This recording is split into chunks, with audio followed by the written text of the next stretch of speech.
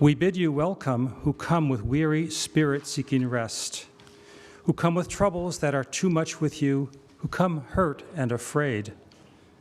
We bid you welcome who come with hope in your heart, who come with anticipation in your step, who come proud and joyous. We bid you welcome who are seekers of a new faith, who come to probe and explore, who come to learn. We bid you welcome who enter this hall as a homecoming, who have found here room for your spirit, who find this people a family. Whoever you are, whatever you are, wherever you are on your journey, we bid you welcome. Good morning. My name is Eric Shuey, and I'll be your worship leader today. And the speaker will be Reverend Robin Zucker of East Rose. We live here, and our church is here on the homeland of the Chinookan peoples. And this was actually their heartland, right down here in the Wapato Plains. And in addition, there were, of course, several other tribes that called us home, either as inhabitants or as visitors and traders. And I just want to signal that the Chinook people are still trying to get federal recognition, which is a very important thing for them to have.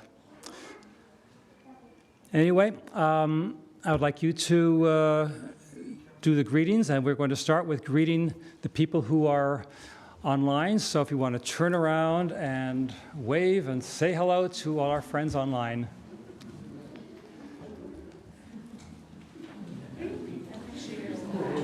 And then you can turn and greet one another.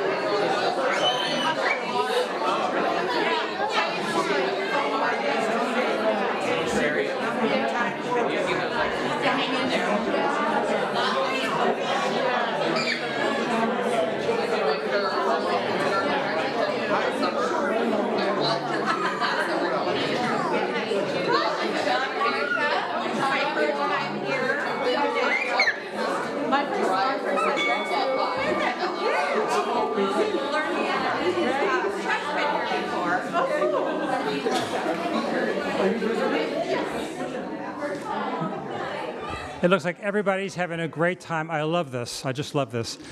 There'll be more chances to talk and get better acquainted after the service in the hallway. I'm not sure we're having coffee today, but there will be other things.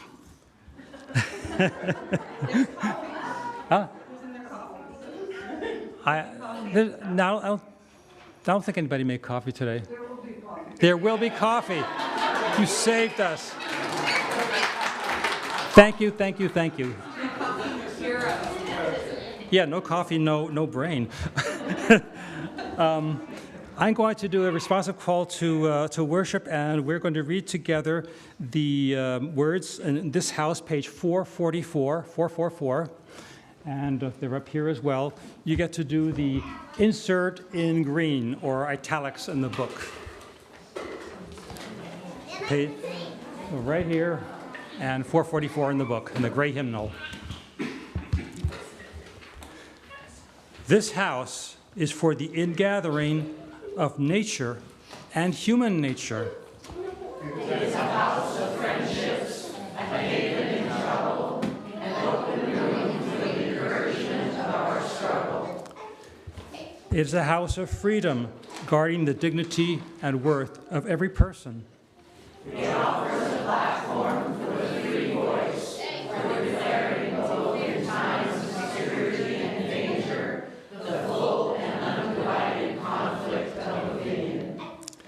It is a house of truth-seeking, where scientists can encourage devotion to their quest, where mystics can abide in a community of searchers. It is a house of art, adorning its celebrations with melodies and handiwork. It is a house of prophecy, outrunning times past and times present in visions of growth and progress. This house is the cradle for our dreams, the workshop of our common endeavor. Great. And now we're going to have the prelude. Yes. And then chalice lighting, and it will be Keen today. Keen Clay. First of all, yeah, prelude, not with the chalice lighting, separate. Yeah, separate. Yeah, Keen comes after. Yep. So, and I'm going to improvise on Barbara Allen. You may recognize the piece.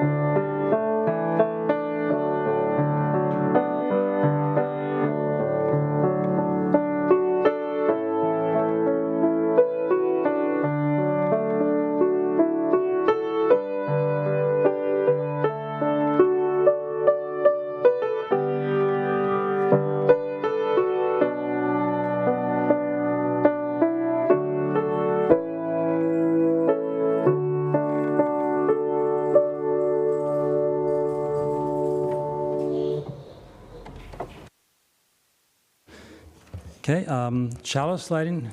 Keen will light our chalice while I read. Flame of fire, spark of the universe that warmed our ancestral hearth, agent of life and death, symbol of truth and freedom, we strive to understand ourselves and our earthly home.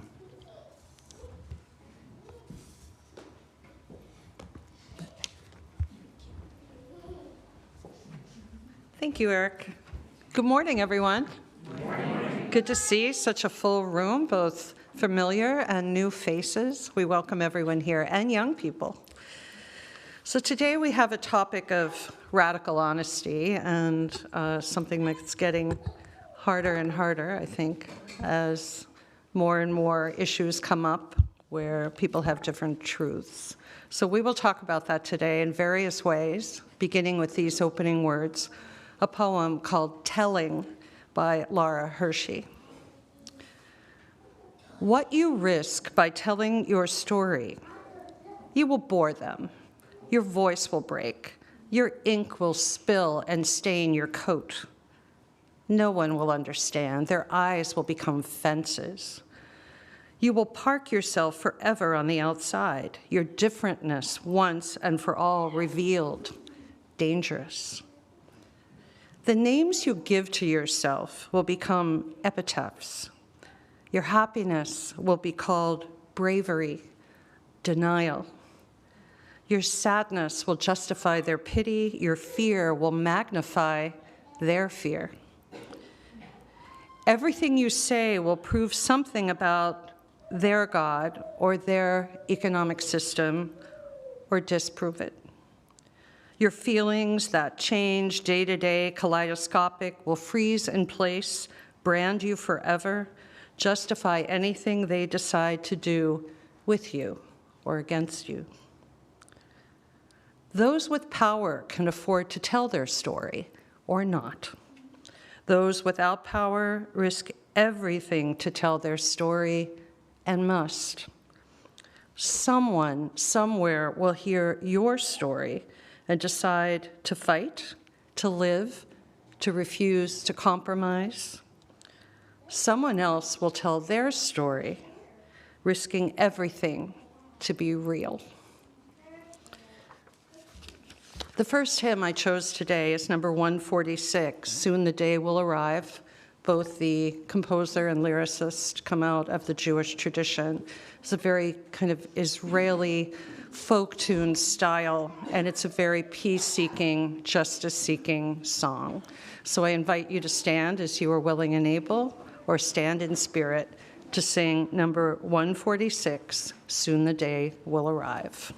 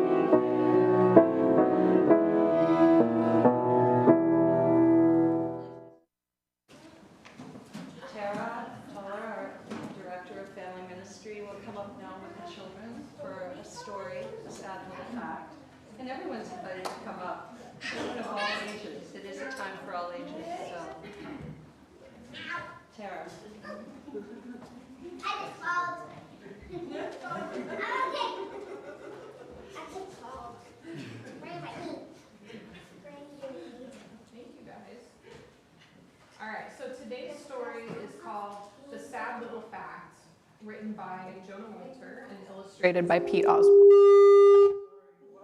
Ow!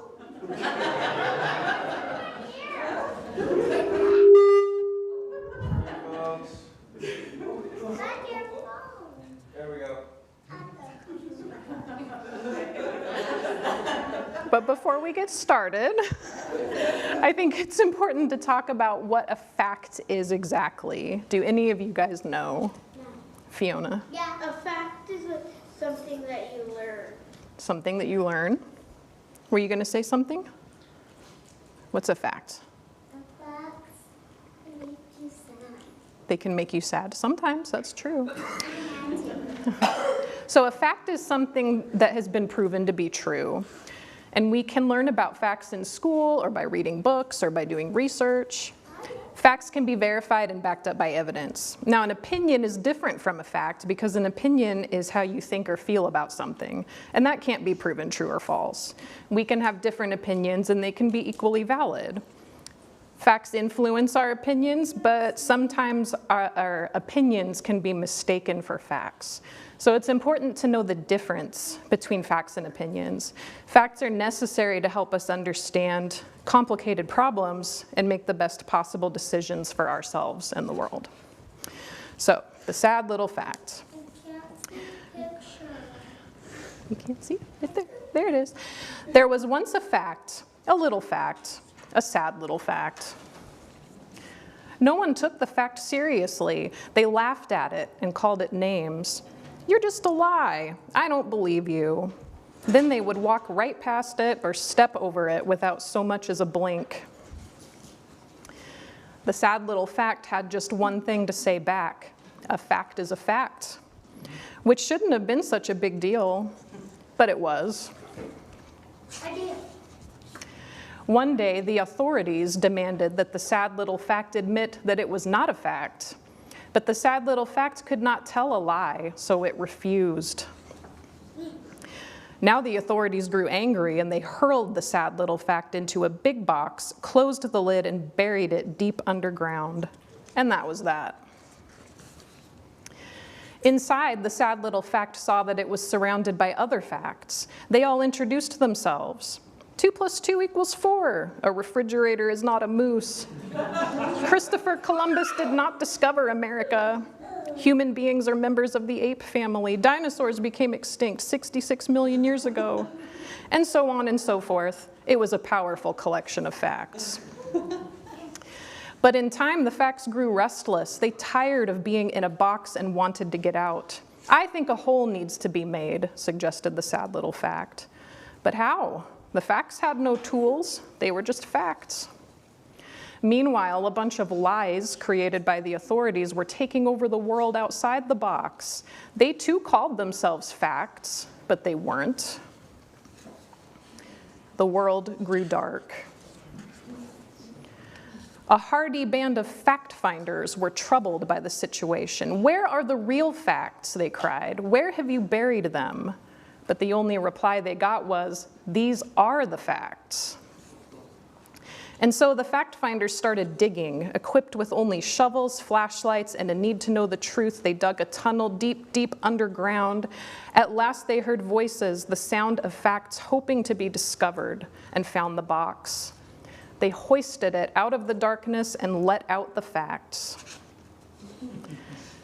In the clear blue light of day, the facts were glorious in all their factual splendor. The earth revolves around the sun, and people are causing the earth to get warmer. A fact is a fact, cried the sad little fact, who was not so sad anymore. A fact is a fact, they all cried out in unison. Some people chose to ignore the facts, turning their backs and walking away in a huff. But for those with minds to think and a need to know the truth, the facts could not be denied. And that's a fact. So the fact finders had their jobs cut out for them in this story, but they did not give up until the facts were freed and brought to light. It's not always easy to face facts, but it's necessary if we want to make good decisions and be honest with each other. So now Reverend Robin and the grown-ups are going to keep talking about this while we go back to the classroom for our activities today. Thank you.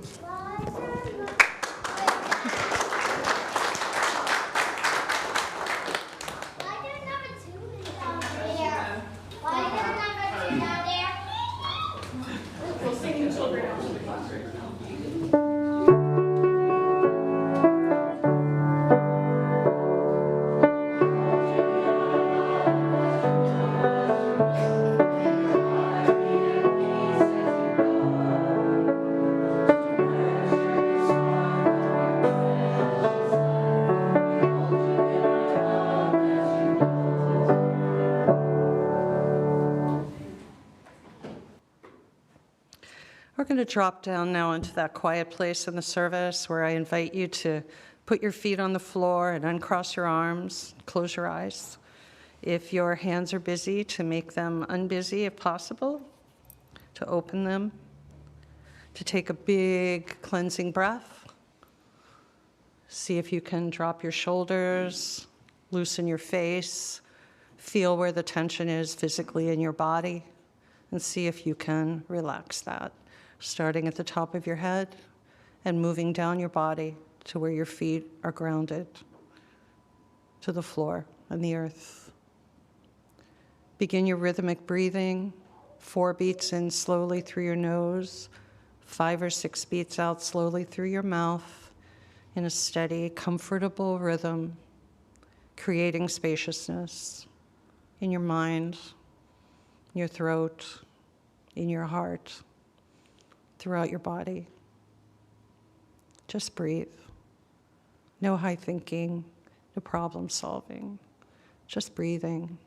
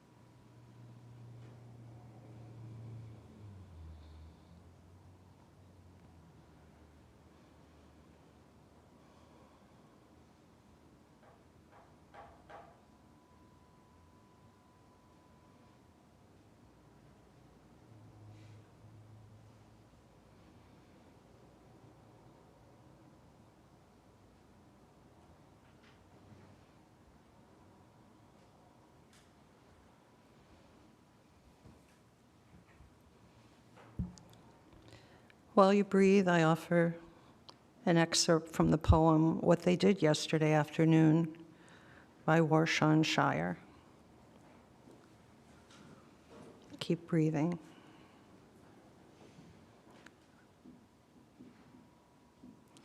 There is fire in the street.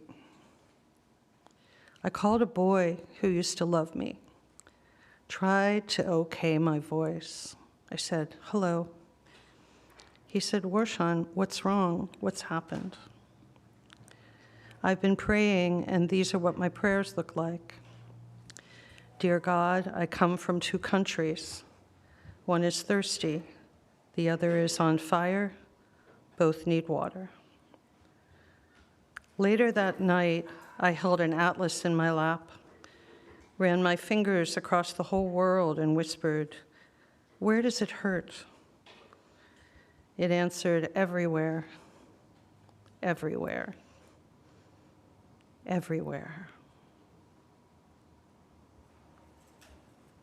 Continue to breathe. It can create spaciousness, especially in your heart.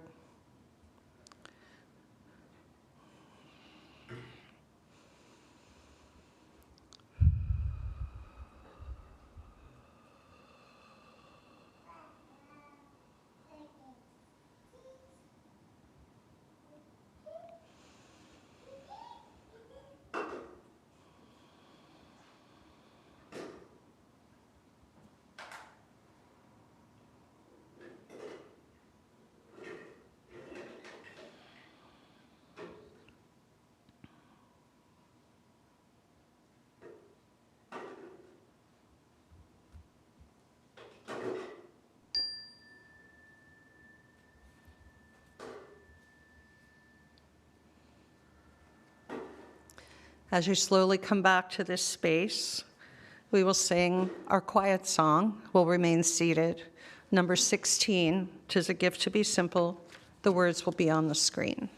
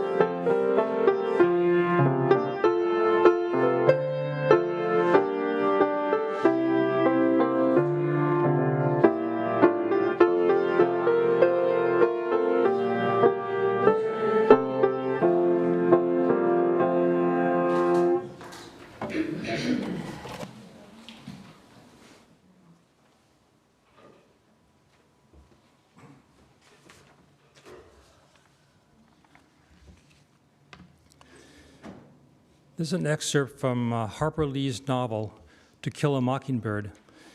The story is set in a small town of Alabama in the 1930s, and here attorney Atticus Finch says to his daughter Scout, I quote, "There's something in our world that makes men lose their heads.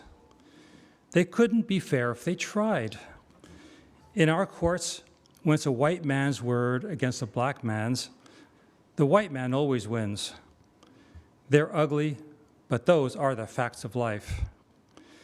The one place where a man ought to get a square deal is in a courtroom, be he any color of the rainbow.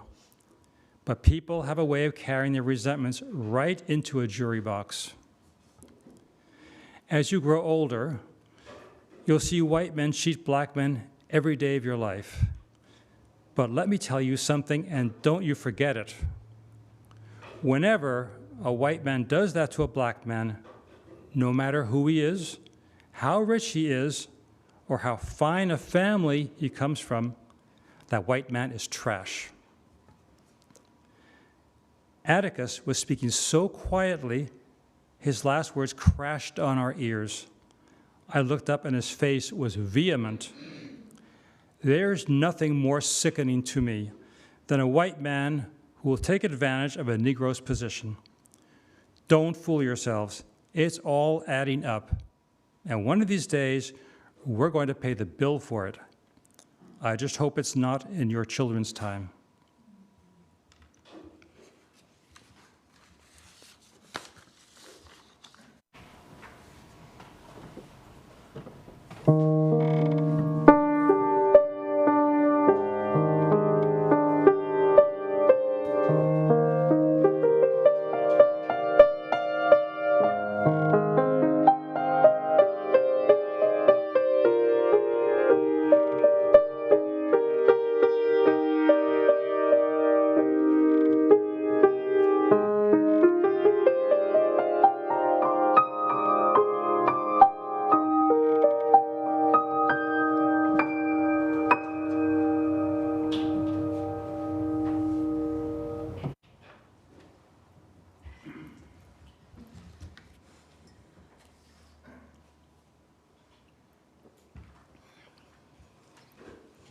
Go Set A Watchman on radical honesty. Writing in the New York Times, book critic Mikicho Kakutani reminds us that we remember Atticus Finch in Harper Lee's 1960 classic To Kill a Mockingbird as that novel's moral conscience, kind, wise, honorable, an avatar of integrity who used his gifts as a lawyer to defend a black man falsely accused of raping a white woman in a small Alabama town filled with prejudice and hate in the 1930s. As indelibly played by Gregory Peck in the classic 1962 movie, he was the perfect man, the ideal father, a principal idealist, an enlightened, almost saintly believer in justice and fairness, handsome as can be. In real life, after the movie came out, after the book came out, people all over the place named their kids Atticus. People went to law school and became lawyers. People became social justice workers because of Atticus. Shockingly, in Ms. Lee's long-awaited and for a long time kept from publication novel, Go Set A Watchman, set amidst the roiling racial turmoil of the 1950s, Atticus is an unrepentant racist who once attended a Klan meeting and who says things like, the Negroes down here are still in their childhood as a people. The depiction of Atticus in Watchmen makes for some disturbing reading, and for Mockingbird fans, it is especially disorienting, and I imagine especially so for people named Atticus. Louise, Scout, is shocked to find during her trip home that her beloved father, whom she idolized and who taught her everything she knows about fairness and compassion, has been affiliating with a raving anti-integration, anti-Black townies. And the reader shares her horror and confusion. How could the saintly Atticus suddenly emerge as a bigot? The reader, just like Scout, cannot help feeling baffled and distressed. This once adoring daughter even calls her father in the new book a double-dealing, ring-tailed old SOB when he asks her, do you want Negroes by the carload in our schools and churches and theaters? Do you want them in our world?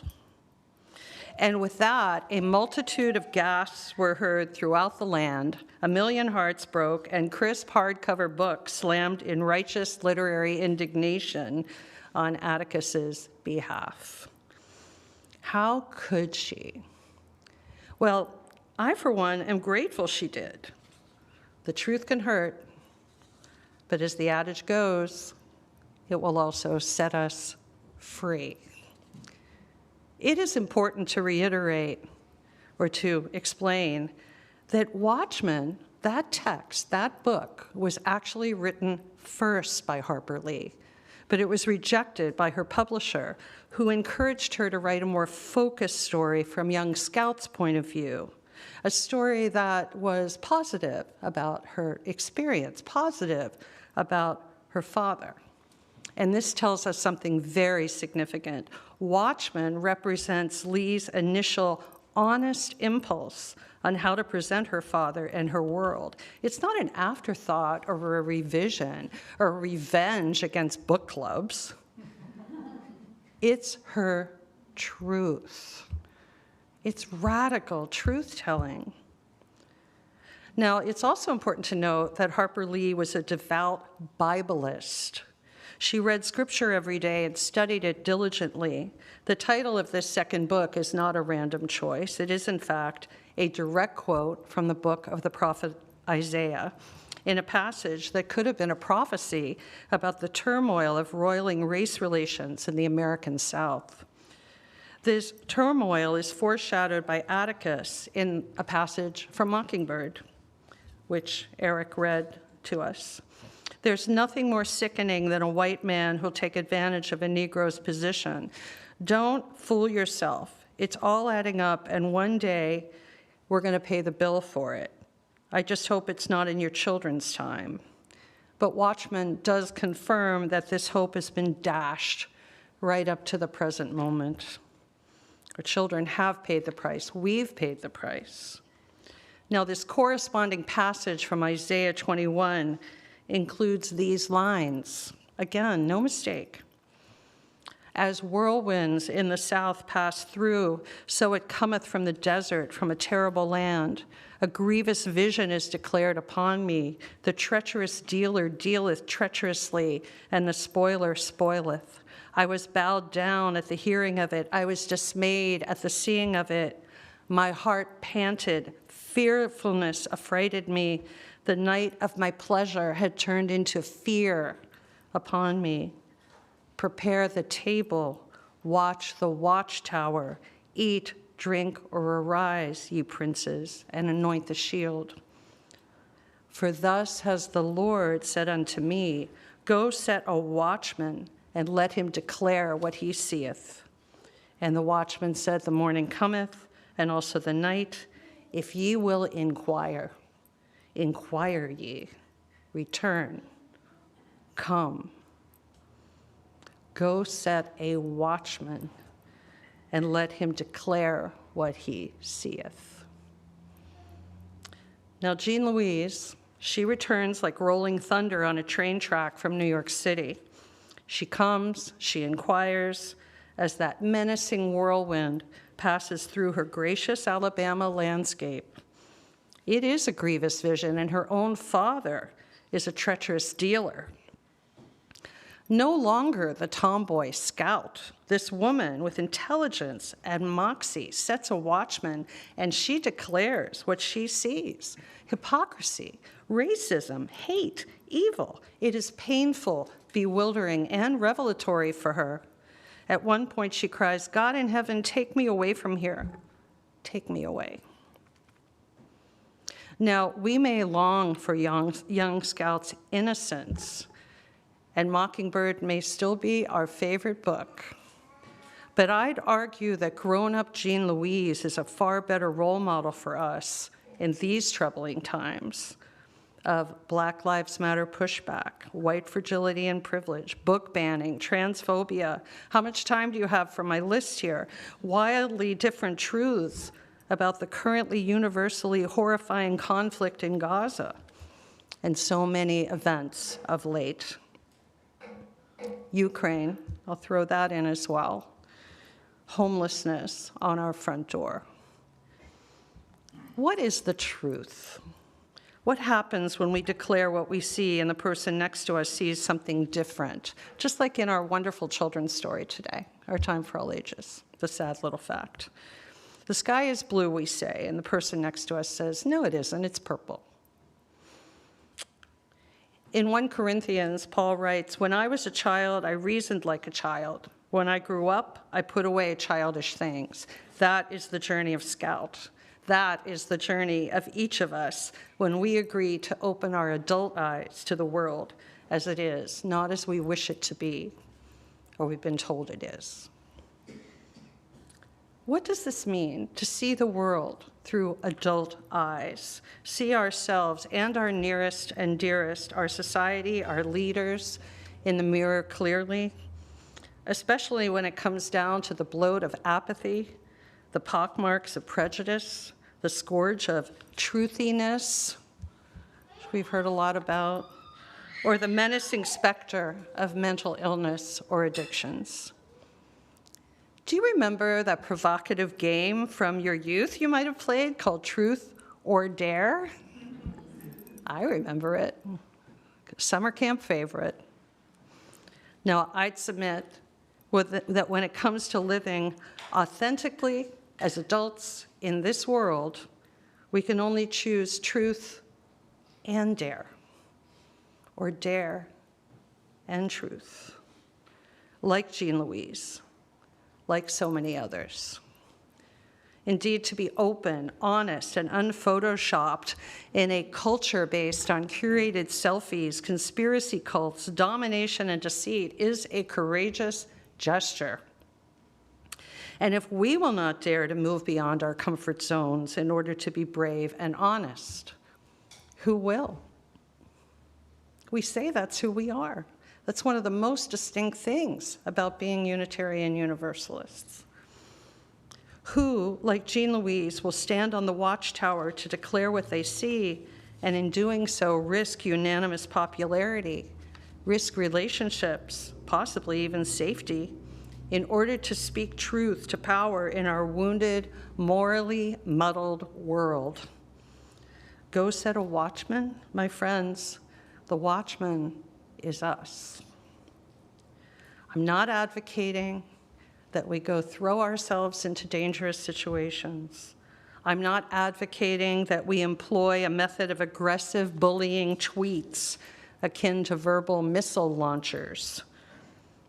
You know, telling the truth is not about blasting people away or belittling them, and it's also not about pablumizing everything so that it is universally digestible and no one feels even a ripple of discomfort. There's harm, and then there's harm. And then there's conversations that can be messy. But they can be safe, and we can listen to each other's truths for understanding rather than agreement.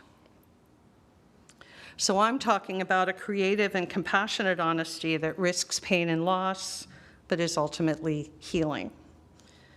The psychotherapist Brad Blanton calls this radical honesty, which is where my title comes from. The poet Bell Hooks knows it as a powerful but gentle agent of self-recovery. And the minister Frederick Buechner simply proclaims it's telling the truth with love and compassion and intention. Now, as you may have gathered about me after these 3 short months together, I am what you might call a straight shooter. I've certainly suffered my share of negative flack for being direct, and I've worked on that. Once I was advised to soft pedal issues to make them more appealing. That's a direct quote from an evaluation. But I wonder, is that really what ministry is about? Is that what you're looking for? What activism is about? What meaningful preaching is about? What I want my life to be about? No. Perhaps diplomacy in the form of soft pedaling is a necessary component of human relationships and politics and congregational life. Nevertheless, I feel like we treat people as invalids, enemies, and specters when we tell polite or casual lies, purvey fake news, or beat around the bush in order to shield people and ourselves from a truth that is important to us and real. Now, Brad Blanton is a lot more direct in his book, Radical Honesty. He says, these are his words, people are fed up with doublespeak, phoniness, pretense. They are hungry for authenticity and truth. Telling other people the truth works. It's that simple. Telling the truth compassionately, with as much clarity and as little anger as possible, and by using I statements, breaks down barriers, even if it hurts temporarily, because then you can relax. You've created an important kind of intimacy and trust. You can stop being so guarded. It is liberating for everyone. Now, caveat here, I would not recommend this approach with rageaholics or anyone who would be prone to meet your honesty with violence. Now, the key to Blanton's method, and I've experienced this, is to stick around for the repair required after an episode of real radical truth-telling. This doesn't work in an email or through texting or on telephone or Twitter or even on Zoom, even in a letter, which makes it hopelessly out of sync with our connected online kind of way of communicating. And I realize that. Now, Zoom is a little bit more face-to-face, but it's still limited. You don't have the texture of having somebody there with you in the room. But again, I believe it's worth it because radical honesty, Blanton's radical honesty, creative radical honesty, it allows us to grow. It strengthens our faith and our compassion. It both emboldens and humbles us in our endeavors. It is in many ways a seat-of-the-pants adventure that can keep us truly vibrant and evolving with our adult eyes, the adult eyes of a watchman, wide open. We live in a society that is shriveling up from an abundance of half-blind watchmen, and with it, a squinty-eyed view of the world seen through the mirror dimly. If something is true for us or we think it's true for us, we first have to self-interrogate and really examine that truth, and then trust that truth, and then speak it with an adult voice, freely and calmly, even in the face of blistering ignorance coming from the mouths of people we care for or love. These really are strange and curious times. I would never have foreseen lifting up former President George W. Bush as a clear-eyed watchman, but so he is in this example, especially compared to our recent liar-in-chief. Breaking with long-standing protocol, Bush has made sharply pointed comments about the state of America without referencing Trump by name, and Obama has taken a similar stance elsewhere. Bush told attendees at a forum entitled Spirit of Liberty at Home and in the World, he said this: "We've seen our discourse degraded by casual cruelty. At times it can seem like the forces pulling us apart are stronger than the forces binding us together. Arguments turn into animosity, disagreements escalate in dehumanization, bigotry seems emboldened, our politics seem more vulnerable to conspiracy theories and outright fabrications." We have been taught to be afraid of our honesty, but we cannot afford to be afraid as we heed former President Bush's cautionary tale. The writer M. Scott Peck suggests that people who are open and honest do not slink around in the shadows. They do not construct new lies to hide old lies. They do not maintain disguises or keep their distance.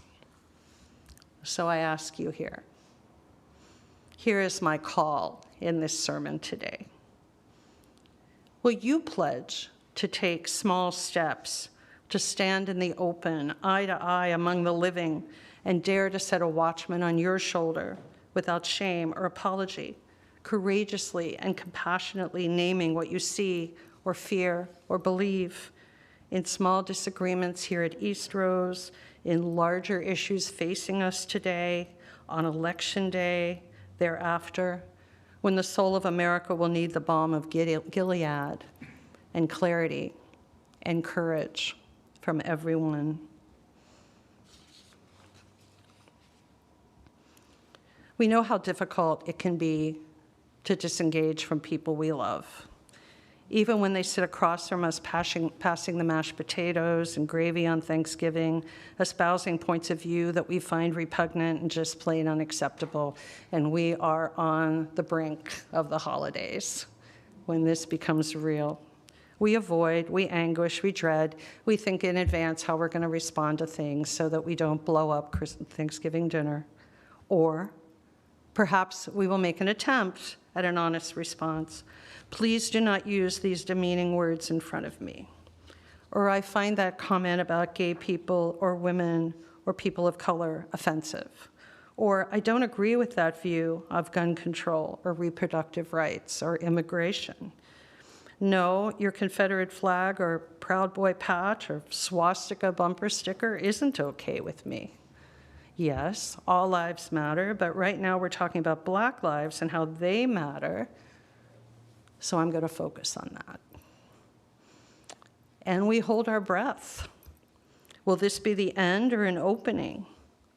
Yet what is the price of continually staying silent or closing your eyes to what you see? It's a process. It's not easy. In fact, it can be quite painful, but also liberating, because it's going to lead to that authenticity. So I say we must try. As Laura Hershey reminds us in her poem that you heard earlier, those with power can afford to tell their stories or not. Those without power risk everything to tell their stories and must. Someone somewhere will hear your story and decide to fight, to live and refuse compromise.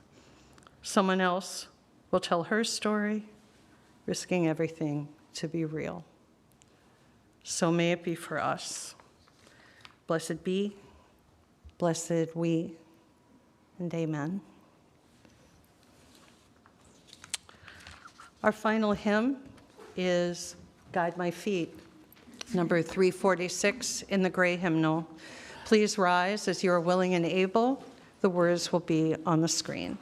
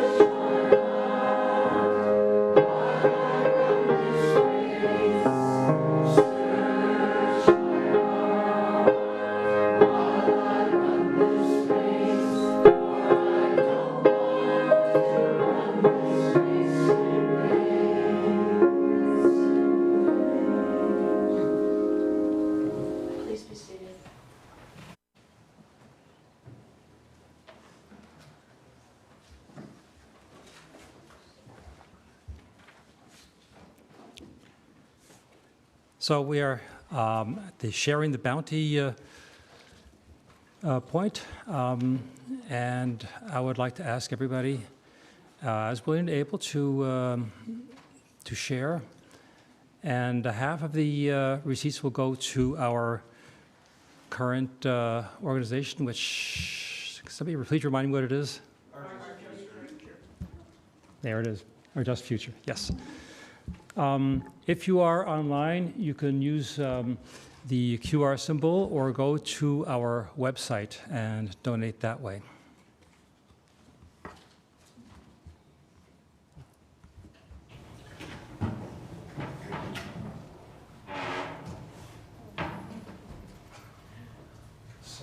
prepare the baskets. Is that a basket there? Go ahead and play and we'll find Oh, that's what I was thinking.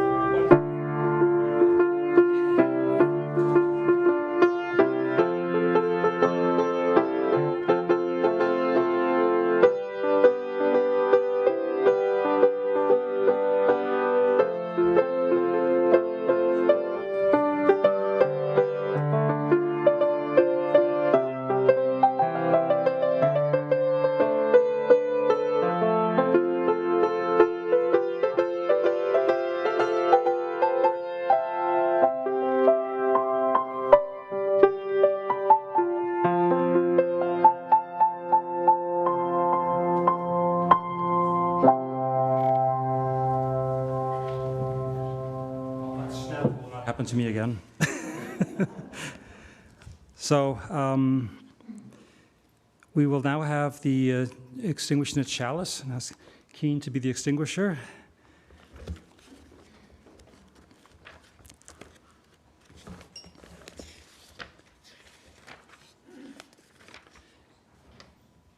So we extinguish this flame, but not the light of truth, nor the warmth of community, or the fire of commitment. These we carry in our hearts until we are together again. So be it. Thank you.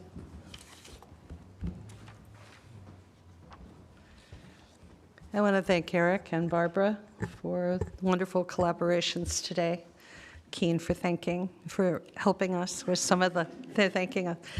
Thank you. I offer an excerpt from Bahafta by Aurora Morales as our benediction today. She writes, "Say these words when you lie down and when you rise up, when you go out and when you return. In times of mourning and in times of joy, inscribe them on your doorposts, embroider them on your garments, tattoo them on your shoulders, teach them to your children, your neighbors, your enemies, recite them in your sleep. Here in the cruel shadow of empire, another world is possible." Amen. Barbara?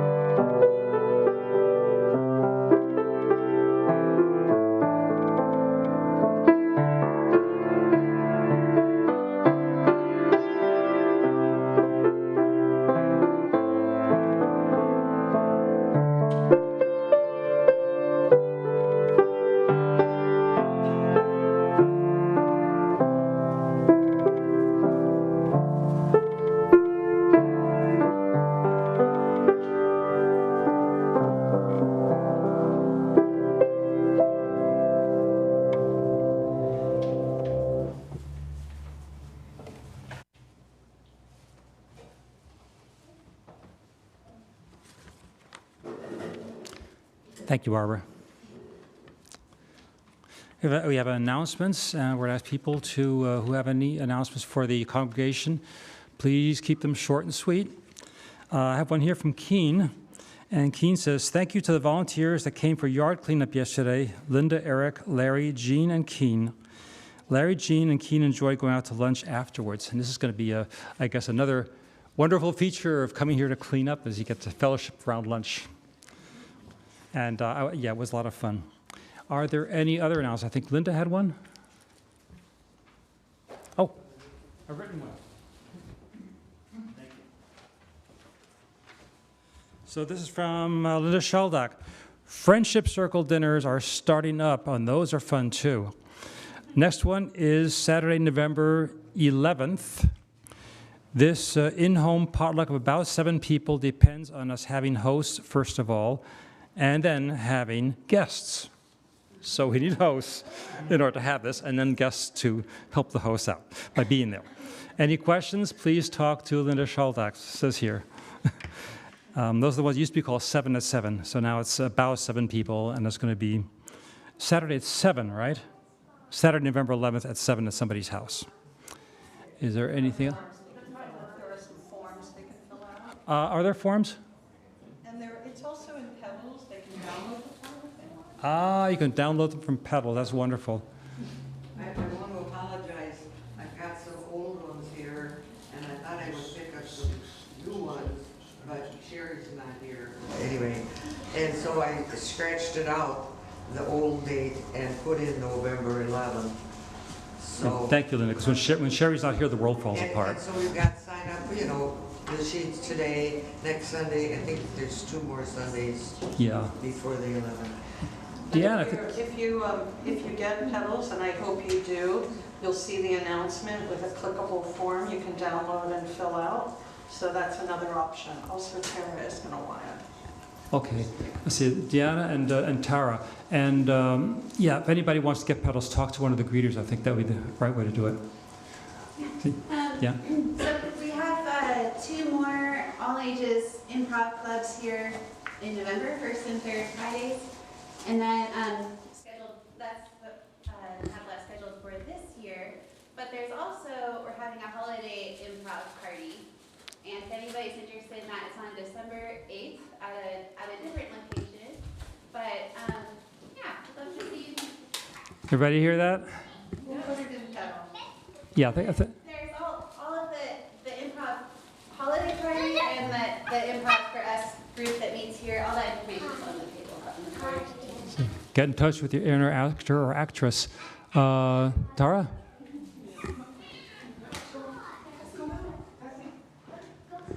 Oh. The RE kids just wanted to share what we were doing in the classroom. We're talking about love and kindness toward other humans and also non-human animals. So their project today was making dog treats. And these are made with healthy, wholesome, safe ingredients. If you have a dog or you know a dog that you would like to bring some joy to, we're going to have a bowl on the kids' table here in the back. Feel free to help yourself. Thank you. Thank you.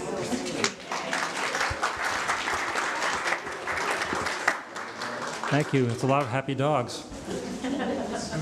Keen? This is just an alert of something that's coming up. That's Microphone.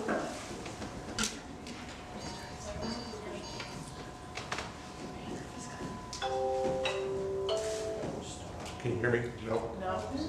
This is an electronic device which I don't get along well with. Oh, it's on, but it's not green. I come up to the pulpit, King. Yeah, here's this one. Wait, Come to the pulpit. Oh, there you go. Okay. Okay. I have lots to tell you. You probably don't need to quiet down now. This is just a little alert, something going on that we are aware of. Tobias Anderson and some of the things he's done for us here in the Nuts and Bolts Theater. Tobias is directing a play, a one-person show. He has recruited a very specific person to do that.